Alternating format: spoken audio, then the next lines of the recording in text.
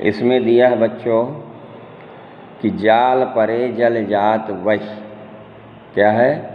जाल परे जल जात वही, तज मीनन को मोह, रहीमन मछरी नीर को, तऊ न छाड़त छोय।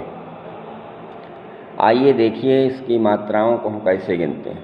बच्चों, जो बड़ा अक्षर होगा उसमें 2 मात्राएं हैं, जो जिनमें मात्रा नहीं लगी होगी उनमें 1 मात्रा मानी जाती है। कैसे?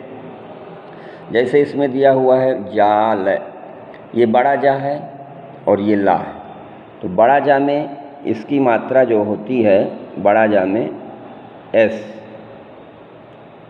ऐसा लिखेंगे। ये यस हो गई। ला में सिंगल है, ये इस प्रकार ये 2 मात्राओं को प्रूफ करता है, ये 1 मात्रा को प्रूफ करता है। ठीक है ना?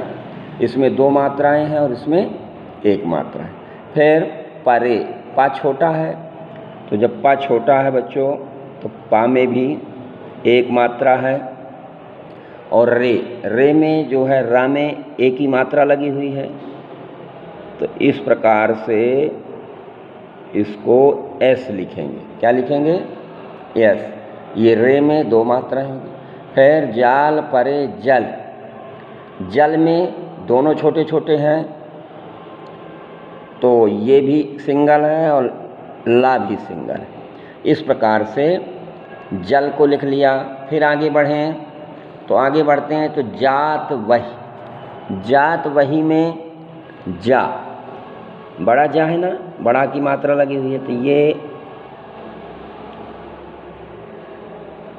यहाँ यस लिखेंगे और ता में ये सिंगल मात्रा दर्ज की जाएगी। फिर वही, बा में छोटा आ की मात्रा है और ही में, हा में भी छोटी ई की मात्रा। बच्चों, छोटा आ, छोटी ई और छोटा ऊ, ये 3 मात्राएं यदि लगी हुई हैं तो वो अक्षर छोटा माना जाएगा और इनके अलावा जो है सभी अक्षर बड़े माने जाएंगे। तो इस प्रकार से ये पहला चरण हुआ। मैंने बताया था कि दोहे में 4 चरण होते हैं। जब 4 चरण होते हैं तो पहला चरण हुआ कि जाल परे जल जात वही, यहाँ तक मैंने तुम्हें बताया था।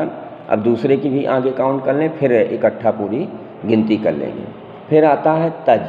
ता में देखिए बच्चों, इसमें आगे बढ़ें तो तजी यहाँ पे लिखा है। ता में छोटा आ है, फिर जा में भी छोटी की मात्रा है तो ये भी सिंगल होगा। फिर मीनन, माँ में बड़ी की मात्रा है तो ये यस हो जाएगा यहाँ पे।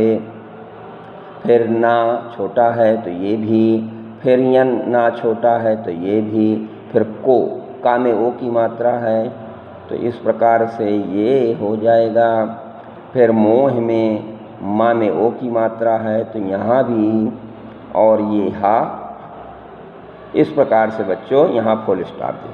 काउंट कर लेते हैं। देखिए यहाँ पे आइए, ऐसा ध्यान दीजिए, यहाँ पे लिखा हुआ है एस, ये 2 मात्रा हैं तो 2 और 1 ये 3, 1 ये 4, 4 2 ये 6, 1 7, 1 8, 2 10, 11, 12, ये 13।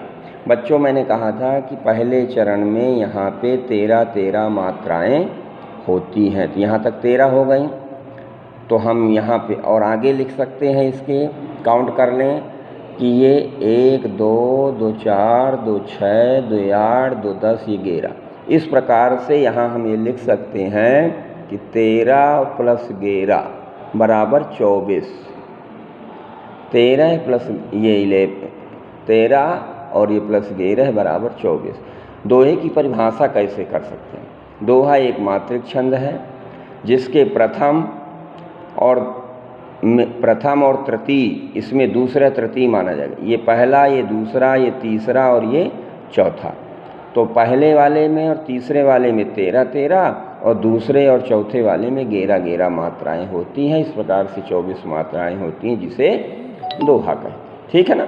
समझ में आ जाएगी बात? ठीक।